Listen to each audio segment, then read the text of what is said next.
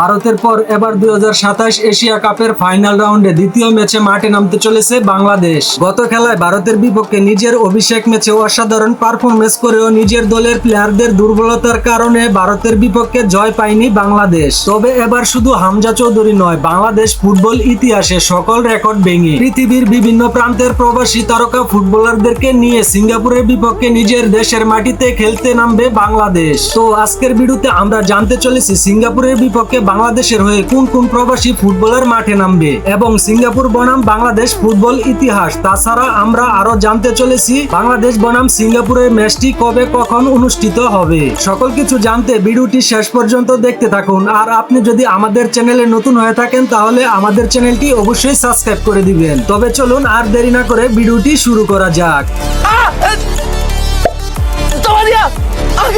ইংল্যান্ডে জন্ম নেওয়া এই বাংলাদেশি মিডফিল্ডার ভারতের বিপক্ষে অভিষেক ম্যাচে ইতিমধ্যেই নিজের জাত চিনিয়েছেন, কিন্তু দুর্ভাগ্যজনকভাবে সেই ম্যাচে জয় ধরা দেয়নি বাংলাদেশ দলের দুর্বল ফিনিশিং আর ডিফেন্সের কারণে। তবে এবার বাংলাদেশের ফিনিশিং লাইন আপকে মজবুত করতে সিঙ্গাপুরের বিপক্ষে মাঠে নামবে ইটালিয়ান প্রবাসী ফুটবলার ফাহমিদুল ইসলাম। যদিও ফাহমিদুল ইসলামের ভারতের বিপক্ষে অভিষেক হওয়ার কথা ছিল, কিন্তু কিছু অজানা সমস্যার কারণে সেটি সম্ভব হয়নি। তবে এবার ফাহমিদুল ইসলামকে সিঙ্গাপুরের বিপক্ষে অ্যাটাকিং মিডফিল্ডার হিসাবে দেখা যাবে। ইতালিতে জন্ম নেওয়া এবং বেড়ে ওঠা এই অ্যাটাকিং মিডফিল্ডার বর্তমানে খেলছেন ইটালিয়ান একটি ক্লাবে, কিন্তু তার দুর্দান্ত পারফরমেন্স ও ড্রিবলিং নজর কেড়েছে বাংলাদেশ ফুটবল ফেডারেশনের। ফাহমিদুল ইসলামের সবচেয়ে বড় শক্তি হলো তার ফিনিশিং এবং পাসিং একুরেসি। তিনি মাঠে যেন একজন জাদুকর, যিনি এক মুহূর্তেই প্রতিপক্ষের রক্ষণভাগকে ছিন্ন ভিন্ন করে দিতে পারেন। দূরপাল্লার শটেও দারুণ আর ড্রিবলিংও মাঠের মধ্যে অসাধারণ। প্রথমবারের মতো বাংলাদেশের হয়ে জাতীয় দলের সুযোগ পেয়ে তিনি জানিয়েছে দেশের জন্য খেলা তার জীবনের সবচাইতে বড় গর্বের মুহূর্ত।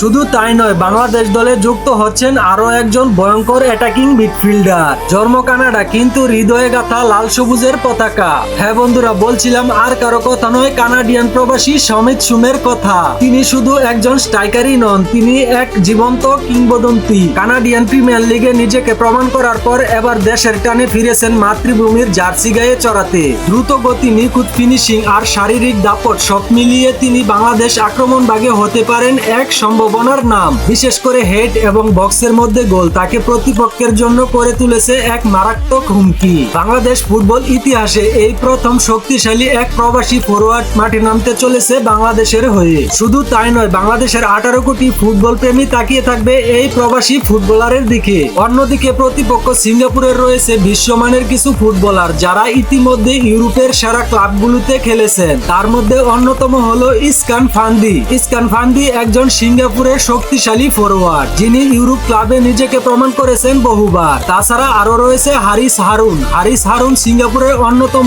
একজন মিডফিল্ডার। তাছাড়া আরো রয়েছে সিঙ্গাপুরের তরুণ অ্যাটাকিং মিডফিল্ডার শাওন আনোয়ার। তো এবার আমরা দেখব বাংলাদেশ বনাম সিঙ্গাপুর এক নজরে মুখোমুখি লড়াইয়ের ইতিহাস। বাংলাদেশ ও সিঙ্গাপুর এখন পর্যন্ত আন্তর্জাতিক অঙ্গনে মোট 11 বার একে অপরের মুখোমুখি হয়েছেন। এই 11 ম্যাচের ইতিহাস পরিসংখ্যান বলছে সিঙ্গাপুর বরাবরই এগিয়ে রয়েছেন, যেখানে সিঙ্গাপুর জিতেছেন 6 বার আর বাংলাদেশ জিতেছেন মাত্র 2 বার, আর ড্র হয়েছে 3টি ম্যাচে। তবে সর্বশেষ কয়েকটি ম্যাচে বাংলাদেশ দুর্দান্ত ফুটবল খেললেও ফলাফল যায়নি বাংলাদেশের পক্ষে। কিন্তু এবার ভিন্ন পরিস্থিতি। নিজের মাটিতে নতুন প্রবাসী ফুটবলারদেরকে নিয়ে এক নতুন বাংলাদেশ মাঠে নামতে চলেছে। তো এই ম্যাচই হতে পারে পুরো ইতিহাস বদলানোর সূচনা।